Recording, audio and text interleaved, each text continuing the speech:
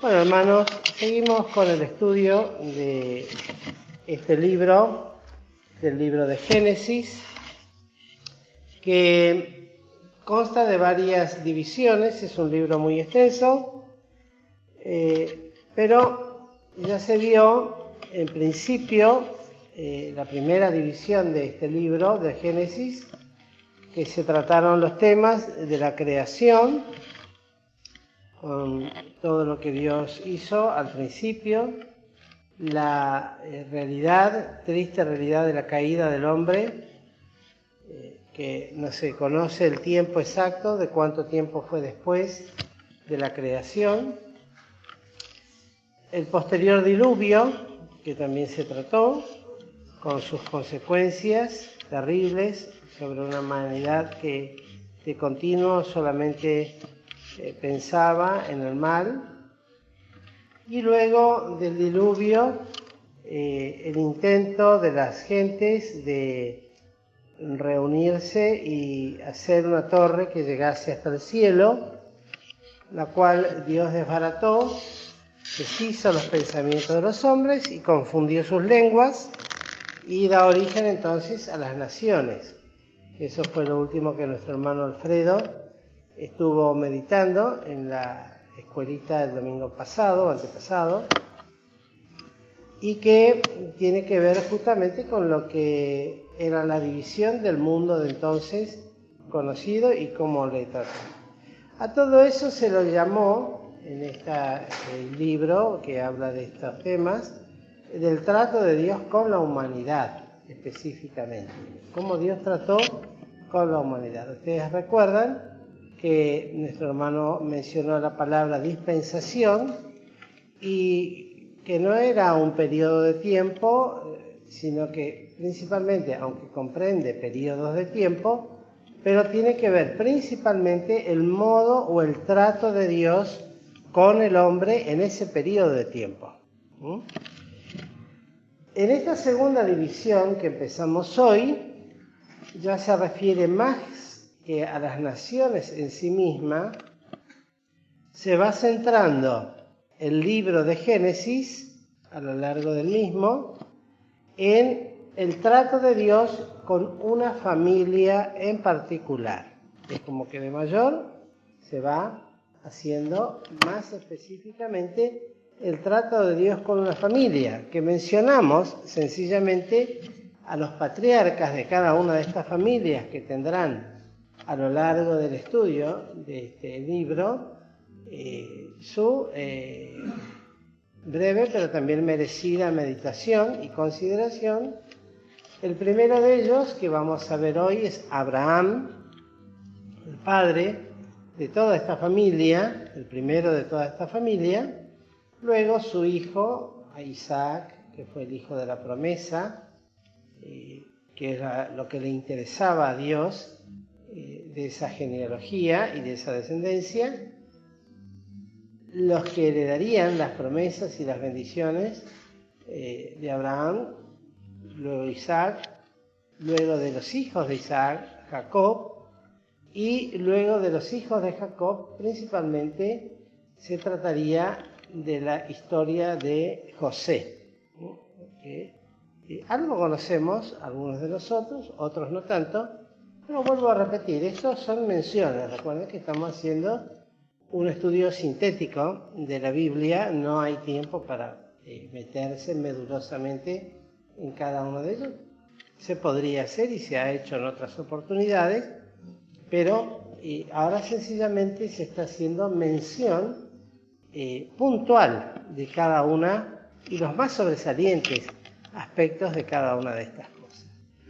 Es interesante porque de la vida de Abraham hay muchísimo escrito en la palabra de Dios, ya que es el padre de esta nación que luego se formaría, y después vamos a ver en más detalle todo lo que eso traería acarreado hasta el día de hoy. Entre las descendientes de los hijos de aquel que salió del arca, ¿cómo se llamaba? Noé, escucha la pregunta, tenía un hijo de los cuales los tres, ¿cómo se llamaban? Sem, Cam y Jafet. De esos tres hijos, Abraham corresponde a la descendencia de Sem, que ustedes también tendrán que recordar, tendrán que hacer memoria de todo lo que se explicó de los semitas y las regiones que ocuparían y cuáles son los pueblos que formarían después de esta descendencia. Era descendiente de Sem, de los semitas. Sencillamente, para hacerlo breve, el padre de Abraham se llamaba Taré. Esto lo podemos ver ya ahí en Génesis, en el capítulo 11, verso 31.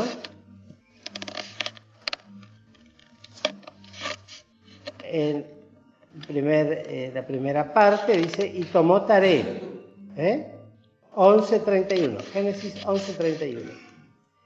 Y tomó Taré a Abraham su hijo, y a Lot su sobrino, hijo de Aram, hijo, y a Sarai su mujer de Abraham su hijo. Y salió con ellos de Ur de los Caldeos para ir a la tierra de Canaán, y vinieron hasta Harán y asentaron allí. Y fueron los días de Taré 205 años y murió Taré en Harán. El padre, entonces, de Abraham se llamaba Taré. Es importante considerar que Taré, el nombre del padre de Abraham, significa demora. El mismo significado es demora, la traducción del nombre Taré. Después vamos a ver por qué es tan significativo este nombre en la historia de Abraham. Cuando salieron de Ur de los Caldeos, nos está enseñando también la palabra de Dios que Abraham no fue creyente desde su nacimiento o por herencia. Después fue creyente. Pero él nació y vivió junto con su padre y su esposa en Ur de los Caldeos, y allí eran politeístas como todos los demás. ¿Qué quiere decir politeístas? Muchos dioses. Traten de dejar que conteste el pueblo común, que está también entusiasmado por contestar, ¿no? Y no le dan tiempo. No es que no sepan, o me equivoco. Entonces, esto lo vamos a leer porque es interesante en Josué, el capítulo 24.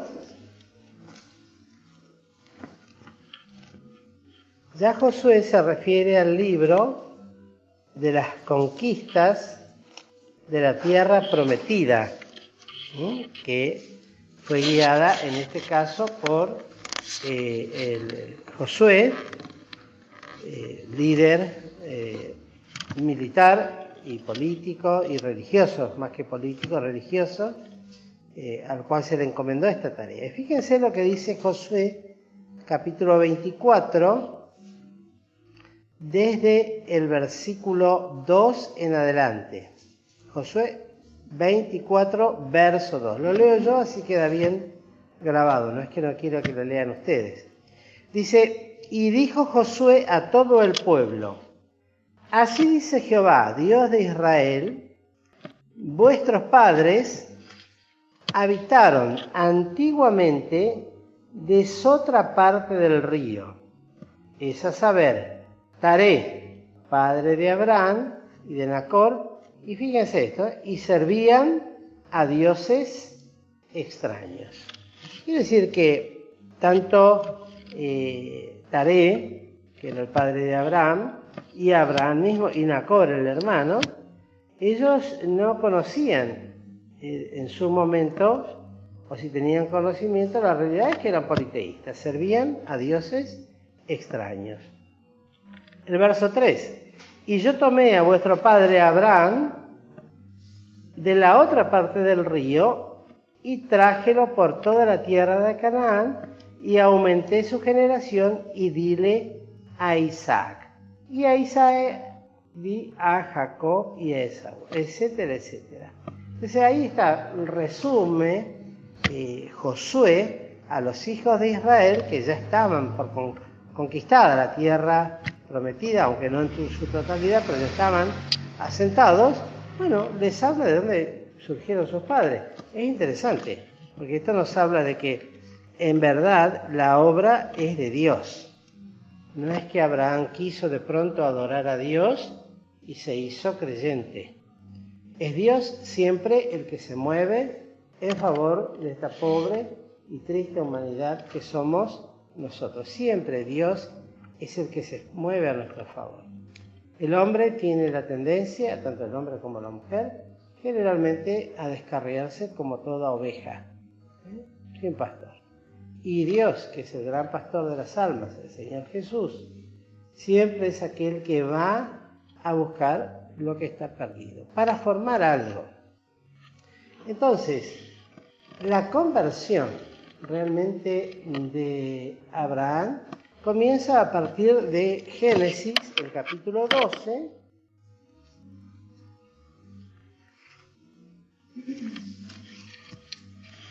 porque ustedes fíjense que dice en el versículo que leímos en el capítulo 11, verso 31, y tomó Taré a Abraham su hijo.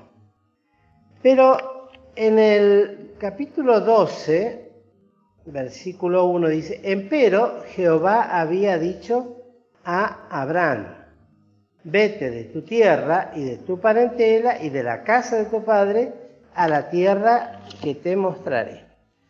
Algunos intérpretes creen que Taré fue el que recibió primero la voz de Dios, aunque no dice eso la palabra, por eso es el que toma la iniciativa de tomar a su hijo y a su familia y salir de Ur de los Caldeos.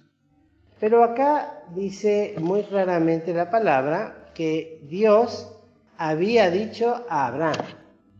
Entonces nos quedamos con esta segunda interpretación, que es la bíblica, claramente explícita, de que Dios le habló a Abraham. Y Abraham creyó. El Señor, que conoce los corazones y sabe cómo somos y cómo pensamos, vio en Abraham, en él, a alguien que habría de convertirse en un hombre que tendría dos características muy especiales que marcarían su vida y marcarían el ejemplo y lo que debe ser todo creyente, que era la fe y la obediencia, de creer a la voz de Dios. No se nos dice de qué manera le habló. La realidad es esa. No se nos dice si fue durante un sacrificio. Vuelvo a repetir, seguro que Abraham tenía conocimiento de Dios, porque dentro de todas esas dioses que servían también había testimonio de la creación y de las obras de Dios hasta ese momento. Tendría conocimiento de Dios, seguramente. ¿De qué manera le habló? No se sabe, pero sí queda claro que Dios le habló.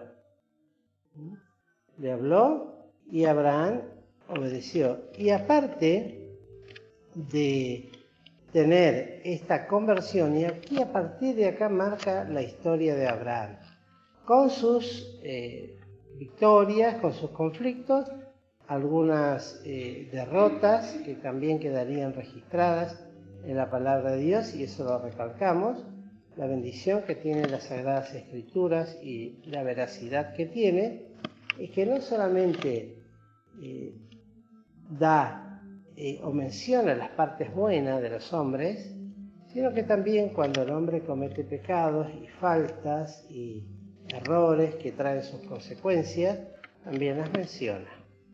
En una oportunidad me decía un hermano en Cristo que hay que tener mucho cuidado cuando leemos biografías de hombres que han servido a Dios, que han sido instrumentos útiles en las manos de Dios, porque ustedes van a ver la particularidad que en esas biografías nunca se mencionan los pecados o los errores, de los hombres que fueron fieles a Dios, sino que se menciona solamente la parte positiva. Se enaltece al hombre, cosa que la Biblia no lo hace. La Biblia da gloria solamente a Dios y a su Hijo Jesucristo. Cuando el hombre peca, Dios se ocupa también de mencionarlo, y cuando son pecados, y depende de las características que sean, tendrán que, y lo detalla también, y se lo ve, y acá mismo la historia de Abraham. Ahora vamos a considerar muy rápidamente también las consecuencias de sus errores. Cosas positivas las menciona, y a lo largo de la Biblia lo resalta. Cosas negativas también, y lo menciona, y quedan establecidas y enseñanza para nosotros de los errores, cómo son, cómo se tienen que pagar las consecuencias. Es importante porque muchas veces nosotros pensamos que con pedir perdón solamente a Dios ya es suficiente, para que Dios no solamente perdone nuestros pecados, sino que nos libre principalmente de los errores cometidos. Y el creyente sencillo, verdadero, que entendió la voluntad de su Padre Celestial, entiende que, bueno, Dios perdona los pecados, pero si hay algo que no puede solucionar, que eso lo tiene que sufrir después el creyente, son las consecuencias de sus pecados. Toda decisión en la vida de los hombres, de los creyentes particularmente, tiene sus consecuencias. Cuando son hechas en Dios, tienen sus consecuencias positivas. Cuando son hechos alejados de Dios, tienen sus consecuencias, y las consecuencias ha de ser lo que resulte de lo que se hizo. Pero todo tiene su consecuencia, buena o mala. Bien, seguimos. Desde el versículo 2 al 3 habla de bendiciones muy grandes que habría de recibir este hombre. Siempre también se dice, algunos mencionan y dicen, Dios no eligió un pueblo, aunque de otra parte también menciona, no os elegisteis vosotros a mí, sino que yo os elegí a vosotros, sino que comienza eligiendo un hombre particularmente. Dios elige un hombre, que después de ese hombre vendría lo que sería el pueblo de Israel. Pero Dios elige un hombre. En este caso, a Abraham. Lo llama, Abraham se convierte a Dios, y a partir de ahí comienza una relación con Dios extremadamente especial, pues, por si me faltaba, me quedé sin lente. Comienza una relación muy especial que tiene que ver con que la palabra lo menciona como amigo de Dios. Tal es la relación que entonces establece Dios con él. Y en los versículos 2 y 3, fíjense ustedes, voy a poner así para no lastimarme, dice el versículo 2, y haré de ti una nación grande y bendecirte, te lo voy a romper. Este es el tercero que rompo en estos días. Tengo una capacidad. Me queda muy femenino. Bueno. Dice, y bendeciré, y haré de ti una nación grande, que estas son realidades que después van en aumento. No es que disminuyen. Son principios de promesas que tienen su fundamento en Dios mismo y que irán en crecimiento. Y haré de ti una nación grande y bendecirte, y engrandeceré tu nombre y serás bendición. Y bendeciré a los que te bendijeren, y a los que te maldijeren maldeciré. Y serán benditas en ti todas las familias de la tierra. Y esto principalmente con un propósito. El primero de ellos es que esta nación, que habría de nacer de este hombre, pudieran ser grandes en cantidad, que después lo vamos a ver, numerosos de una manera extraordinaria, y como hasta el día de hoy subsisten en base a estas promesas, en base a estas promesas. Cuando ustedes ven todas estas conflictos que hay en Israel y todas estas cosas, en realidad no es en sí por el pueblo que Dios sino que mantiene siempre viva y presente la promesa dada a sus padres, y en este caso Abraham. Tal es la fidelidad de Dios. Lo que le prometió a Abraham, eso lo va a cumplir, porque lo primero es formar este pueblo, para que sean testigos, que aunque hoy no lo son, lo fueron en un momento, hoy ya no lo son como deberían serlo, pero luego volverán a serlo cuando se conviertan, como se dice normalmente, en masa y se vuelvan a Dios, luego de todo lo que tendrán que sufrir, porque si ahora están pasando mal, no es ni de imaginar todo lo que tendrán que vivir durante el tiempo del anticristo, no solamente en Israel, sino en todas partes del mundo, el pueblo de Israel. Es tremendo. A veces hasta es difícil de imaginar lo que mentalmente va a tener que sufrir este pueblo por sus desobediencias, como decíamos recién. Todo tiene su consecuencia. Hay juicios, hay cosas en los cuales el hombre debe entender que está Dios de por medio y por lo tanto él hace las cosas siempre bien. ¿No lo entendemos? Es una cosa, pero no significa por eso de que Dios se equivoque en el trato con su pueblo. Luego, el segundo aspecto es que las Sagradas Escrituras, la palabra de Dios, llegase hasta nosotros. Y esto es tanto la del Antiguo Testamento, que fue prácticamente escrita por todos los hombres judíos, hebreos, y el Nuevo Testamento, que en su totalidad también fue escrito por hombres judíos. Lucas es el único que fue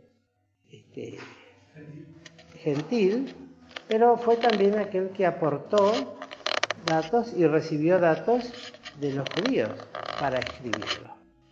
Quiere decir que toda la Biblia que tenemos nosotros es de origen judío. Y tenía que venir al Redentor sobre todas las cosas. Dios escogió a este hombre, hizo este pueblo y todo lo que pasó en la historia para que un día de esta nación, de una mujer, viniera el Redentor del mundo, que era el Señor y que es el Señor Jesucristo. Ya el Señor Jesús lo dice en Juan 4:22, cuando hablando con la mujer samaritana le dice: porque vosotros adoráis a quien no sabéis, nosotros adoramos a quien sabemos. ¿Por qué? Porque la salud o la salvación viene de los judíos. Eso lo podrán encontrar en San Juan 4:22. En el capítulo 12, verso 7, ya aparece Jehová a Abraham y le dice: a tu simiente daré esta tierra, donde él estaba parada en ese momento. Pero todavía no se hace mención ni de las dimensiones ni de los límites que después, más adelante, iría dando Dios. Lo importante de este versículo es que allí edificó un altar a Jehová que le había aparecido. Es interesante esto, cómo fue cambiando y cambió la vida, porque de un hombre que adoraba a toda suerte de dioses, que había traído de su tierra, de su parentela, ya solamente aprendió a partir de ahí a adorar a un solo Dios, único y verdadero, que era y que es el propósito de Dios para esta nación a través de toda la humanidad. Israel se puede decir que es el único pueblo en el mundo que tiene un solo Dios verdadero. No hay otra nación igual. A pesar de que estén como estén, pero el testimonio es ese. Tienen un solo Dios verdadero, aunque se rigen por las tradiciones, por otras cosas, pero eso se curó en la transmigración a Babilonia que se estudió cuando estudiaron Esdras y Nehemías. Ellos fueron llevados cautivos porque habían empezado otra vez a hacer como lo habían hecho sus padres, adorar a toda suerte de dioses. Entonces, para sacar eso de ellos, los llevó Dios 70 años de cautiverio al peor lugar donde podían estar. Y allí aprendieron a no tener más dioses ajenos. Es notable, ¿no?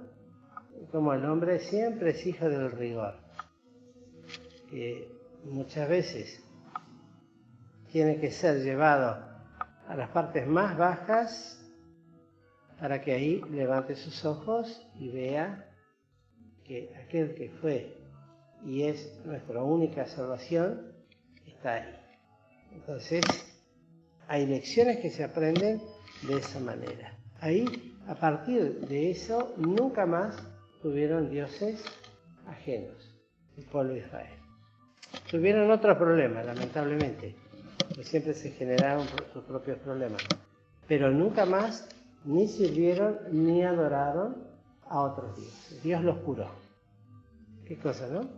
Yo tenía un amigo que decía, mira, y cuando se portaba mal alguno de sus obreros, bueno, hay que meterlo en la morsa un tiempo y vas a ver cómo aprende. Porque, ¿y la morsa qué es? El lugar donde apretan, ¿no?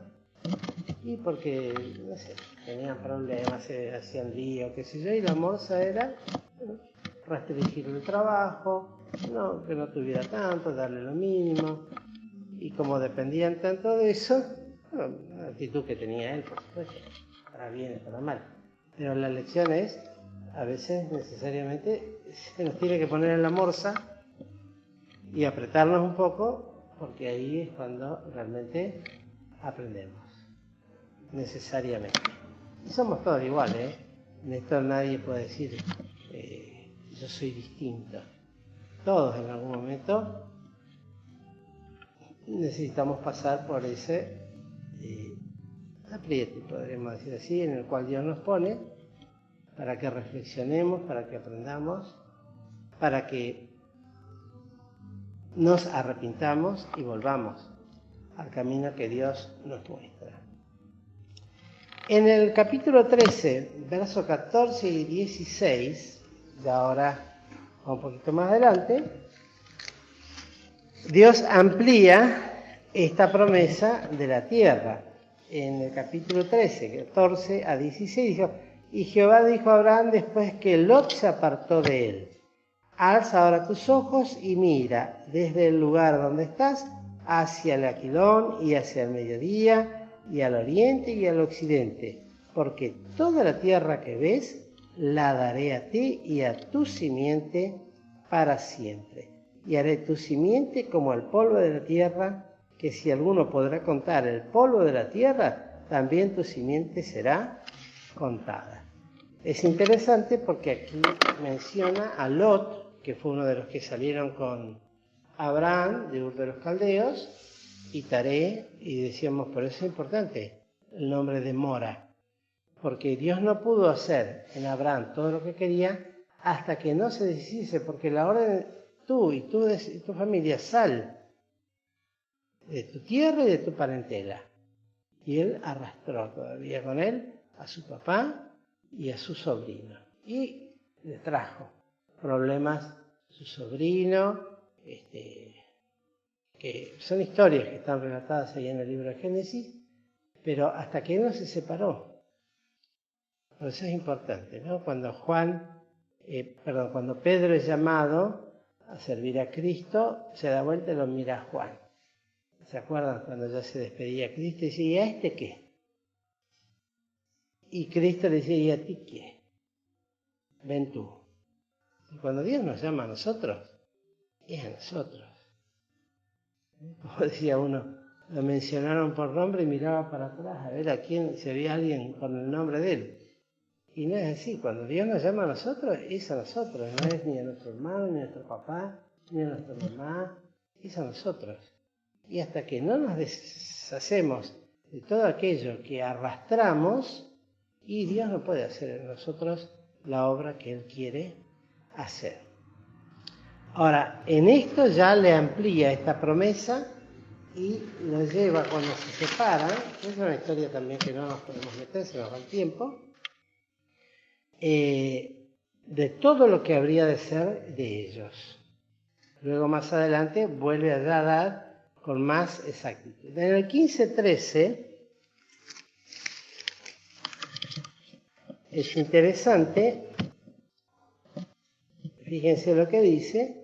Entonces dijo Abraham: ten por cierto que tu simiente será peregrina en tierra no suya, y servirá a los de allí, y serán por ellos afligidos 400 años.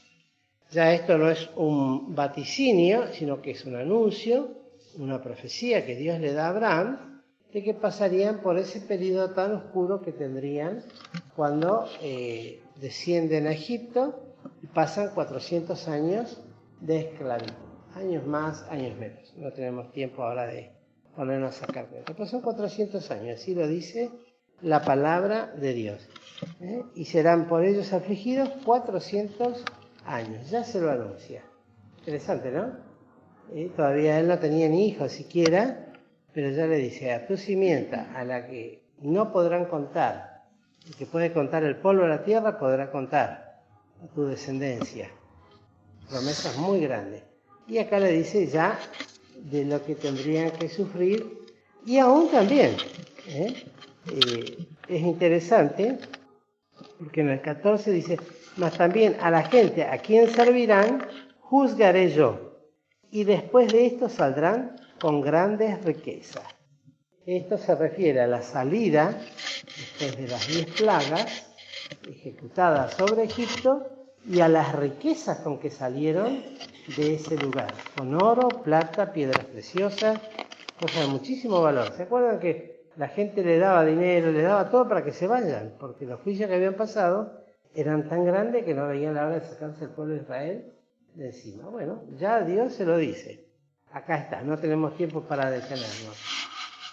En el 15:18 hace un pacto Dios con Abraham y le dice: a tu simiente daré esta tierra, y acá ya le da límites, desde el río de Egipto hasta el río grande, el río Éufrates.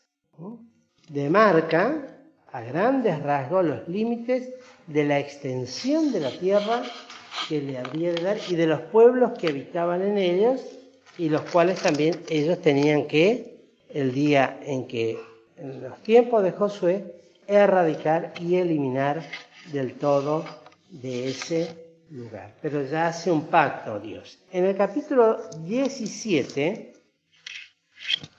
versos 4 a 7, dice, sigue grabando así, dice así: yo, he aquí mi pacto contigo, serás padre, vuelve otra vez, de muchedumbre de gente, y no se llamará más tu nombre Abraham, sino que será tu nombre Abraham, porque te he puesto por padre de muchedumbre de gentes, y multiplicarte he mucho en gran manera, y te pondré en gentes, y reyes saldrán de ti. Y estableceré mi pacto entre mí y ti y tu simiente después de ti en sus generaciones, por alianza perpetua, para hacerte a ti por Dios y a tu simiente después de ti. Es una ampliación mucho más grande de aquella que le dio en el capítulo 12. Y ya un pacto establecido sobre el nombre de Dios. Lo interesante de esto es que le cambió aquí el nombre. Abraham, sin la H, significa Padre Alto. Eso significa Abraham, Padre Alto. Abraham, que ya es con la H intermedia, significa Padre de multitud. Entonces, ser un Padre Alto o grande, y otra ya el nombre de aquella nación que se formaría.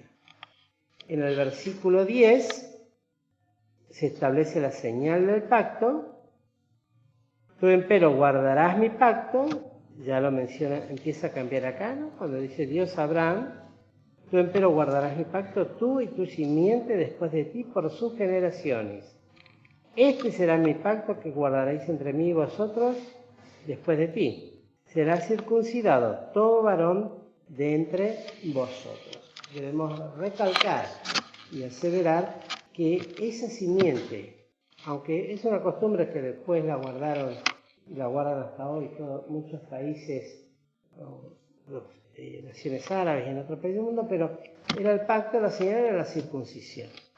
Y esa señal tenía que ser hecha principalmente por el hijo de la promesa y sus descendientes, es decir, por Isaac, no de otro, a tu simiente. Cuando dice tu simiente no está hablando ni de Ismael ni de todos los otros hijos, porque Abraham no solamente tuvo un hijo, tuvo muchos hijos. Pero para Dios el único que contaba era Isaac.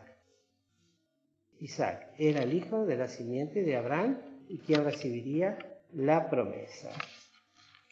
En el 22:16, en el 18, capítulo 18, verso 10, nos dice, entonces le dice Dios, de cierto volveré a ti según el tiempo de la vida, y aquí tendrá un hijo, Sara tu mujer, y Sara escuchaba a la puerta de la tienda que estaba detrás de él, y Abraham y Sara eran viejos, entrados en días, y Sara había cesado ya la costumbre de las mujeres, y se rió, diciendo, después que he envejecido, ¿tendré deleite siendo también mi señor ya viejo? Y viene el castigo para Sara y la promesa de que sí. Y el versículo 14 dice, ¿hay para Dios alguna cosa difícil? Porque recordemos que el propósito era demostrar la fe de Abraham y que los tiempos son de Dios. Los tiempos son de Dios. En breve síntesis podemos decir que cuando Abraham es llamado, ¿recuerdan? Cuando dice, y empero dijo Dios, tenía 75 años. Cuando engendra a Isaac, tenía 99 años. ¿Cuántos años hay? Vamos a ponerle 100, 25, 24 años después. 24 años tuvo que esperar. Esto nos habla a nosotros de cuán impacientes somos. Tremendamente impacientes. Tremendamente impacientes. Qué distinto que es Dios. Porque Él tiene sus tiempos, no hay nada que hacer. Y nosotros queremos establecer los nuestros. Porque veo que la vida se me va, como Sara, ya soy vieja, y ahora de vieja me va a pasar esto, siendo mi madre. Y Sara era 10 años menor que Abraham. O sea que cuando salió con Abraham tenía 65. Y ahora si Abraham tenía 99, Sara tenía 89 años. ¿Hay algo imposible? No. Dios le dio el hijo a la edad que ellos ya pensaban que no. Entre tanto, lamentablemente, hubo errores por parte de Abraham, que escuchando la voz de su mujer, dice, pasa el tiempo y veamos si no se nos asemeja un poco a nuestras propias experiencias. No pasa el tiempo, Dios no responde, y espero toda la vida, tengo que hacer algo. Y me muero, y hago. Y entre todos los hijos que engendró, que la mayoría de ellos, algunos los menciona, otros no, nació Ismael. Ismael sigue siendo enemigo absoluto de Israel hasta el día de hoy. Ismael y su descendencia, ¿sí?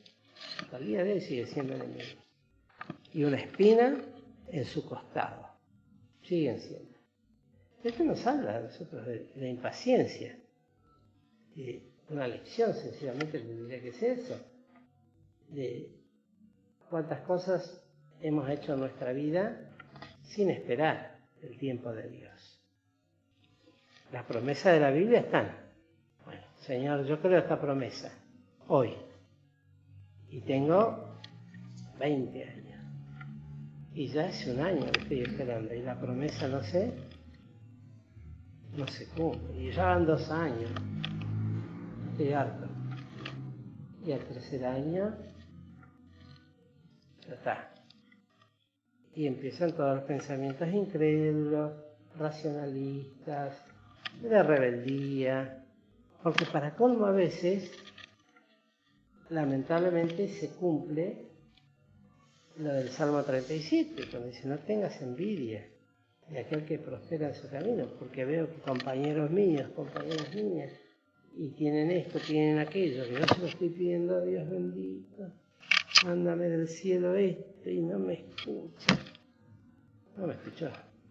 Es todo. Y después no dudamos de todo. Cuando empezamos a dudar de una cosa, dudamos de todo. Y cuando dudamos de todo, ya en lo único que creemos es en lo que nos dice la voz del mundo. Hacé lo que te dicte tu corazón. Lo que sientas, eso hacelo. Porque nadie te va a engañar. Y menos tu corazón. Cuando la Biblia dice, perverso y engañoso más que todas las cosas. ¿Quién lo conocerá? Bueno, Abraham también tuvo esos errores de hacer y no esperar, escuchar el consejo de su mujer. El consejo a veces de las mujeres y de los hombres, ¿no? En viceversa. Cuando escuchamos consejos de hombres, la promesa de Dios fue esa. A su tiempo concebirá. ¿Hay alguna cosa imposible para Dios? Y todo vamos a decir, no hay ninguna cosa imposible para Dios. ¿Y por qué están nuestras vidas como están? ¿Será que Dios se equivocó? Y sí, conmigo se equivocó. Bravo decir eso, ¿eh? Si decimos eso, bueno, roguemos a Dios que no digamos eso. Porque Dios no se equivoca. Tendríamos que examinarnos a ver en qué hemos podido nosotros errar. Tiene hechos de fe muy importantes, Abraham, porque dejó todo, renunció a todo. Como el apóstol Pablo, tuvo todo cuando tuvo que elegir la tierra, le dio la tierra para que elija al sobrino y él se quedaría con la otra parte. Por encima, porque aunque él era el heredero de la promesa, sin embargo, bueno, elegí vos lo que quieras. Miren, tengo un muchacho amigo de la iglesia en Necochea, maneja 400 hectáreas por herencia, ¿no? Y estaba con el cuñado trabajando, un hombre que no conocía a Cristo, no quería saber nada, y él estaba muy incómodo con eso. Hasta que un día le dijo, bueno, vamos a hacer la división. Vos elegís con lo que te quieras quedar, yo me quedo con lo que quiera. Igual que hizo él. Bueno, el otro eligió, y bueno, no importa, lo que me deje, me deje. Y ahora está trabajando solo, dice, y no te imaginas cómo me prosperó el Señor. ¿Cómo me prosperó el Señor? No es fácil, es de fe, creer en las promesas de Dios, que Él va a cumplir, que es un Dios vivo. Y dejó todas las cosas, y era un hombre reconocido en Ur de los Caldeos. Y después cuando fue a vivir a la tierra de la promesa, también fue reconocido, hasta el día de su muerte. Un hombre insigne, era un hombre riquísimo, hizo mucho dinero, un hombre valiente también en el Señor. Pues cuando tuvo que rescatar a su sobrino, lo hizo en fe, salió con un ejército de 318 hombres, que no eran guerreros, eran todos pastores de ovejas. Y fue a rescatarlo de los reyes de Sodoma y Gomorra, que se lo habían llevado prisionero, y venció a 7 reyes, menciona la Escritura. También habla de y eso sería extenso, y ya no se nos va el tiempo, de Isaac, el hijo de la promesa, que tanto lo esperó. Y ahora, cuando tanto lo esperaba, dame tu hijo, tu único. No te lo contaba. No, mirá, te lo puedo dar a Ismael. Ismael encantado de hacer el sacrificio. No, yo quiero Isaac. Dame tu hijo Isaac. Miro a mi sobrina, tenés que entregar la cartita. Es difícil, yo me miro a mí, Siempre los hijos de los demás son sacrificables, ¿no? Los nuestros no. Pero Dios le dijo, dame tu hijo. Y Abraham fue. Y se lo iba a dar. Y dice la palabra. Entendiendo que aún de los muertos era poderoso Dios para resucitar, para levantar. ¡Qué fe! ¡Qué fe! Ninguno de nosotros tiene esa fe. Vamos a ser sinceros, aunque somos creyentes y creemos en Cristo como Salvador y todo lo demás. Pero esa fe, pongamos nuestras manos y tapemos la boca antes de decir cualquier cosa. Como decía uno, pero vos tenés miedo de eso, hay que creer. Y después cuando me tocó pasar la experiencia, no sabía cómo temblaba. Y lloraba y gemía. Una cosa es hablar. Somos tan rápidos para hablar. Después cuando hay que resolver el asunto. Todas estas cosas las saben. Le faltó fe en algunos aspectos. Porque como es una escuela y se va aprendiendo, la palabra de Dios también les decía, le faltó fe. Primero con el tema del hijo, de Isaac. Después en dejar a su familia cuando lo tenía que haber dejado para seguir a Dios solamente y a sus promesas. Después también, cuando tuvo que esperar en Dios que Él le proveería todo, la primera vez desciende a Egipto en busca de ayuda. Y en Egipto comete un error tremendo y triste, ustedes tal vez se pueden llegar a reír, pero como Sara se ve que era una mujer muy hermosa, y así lo dice, era muy atractiva, entonces él dijo, no, pero cuando te vean los príncipes de Egipto te van a desear y a mí me van a matar. Así que vamos a hacer una cosa. Aunque eran medios parientes, eran familiares, vamos a hacer una cosa. Cuando vamos a Egipto vos vas a decir que sos mi hermano. Yo voy a decir que soy tu hermano. Y si te toman, que te tomen. Pero que peor va a ser que yo diga, soy tu esposo, y entonces me van a matar y vos vas a quedar ahí. Entonces, más vale que te tomen y yo quede vivo. Privilegió su vida a esperar así, y lo hizo así, 2 veces. Primero fue en tierra de Egipto, y después no tan lejos, en tierra de los filisteos. Hizo exactamente lo mismo. Y es interesante la historia, la segunda vez particularmente, cómo siempre interviene Dios, que a veces evita peores cosas por misericordia y por las promesas hechas. Y aunque habían obrado mal, no obstante, Dios le dice, especialmente a uno en la segunda oportunidad, por eso no te dejé que pecaras contra mí, tomando a la mujer de Abraham, mi siervo. Interesante, muy interesante la historia. Dios intervino. La tomó, ya podía haberlo hecho su mujer, y sin embargo, no pudo. De alguna manera, no nos dice la Escritura, pero no lo pudo hacer. Y fue librado del juicio de Dios. Es una vida interesantísima. No tenemos tiempo para decir, esto sería como para una serie de mensajes y cada uno, y estudios que hay de la vida de Abraham, en todos los distintos aspectos. Pero lo cierto es que la lección que nos deja finalmente es que siempre la única confianza es en el Señor. Y que la victoria de hoy no nos asegura la de mañana. Y no teniendo nosotros confianza en la carne. Estas cosas fueron escritas para nosotros. Hay grandes promesas de bendición para nuestras vidas.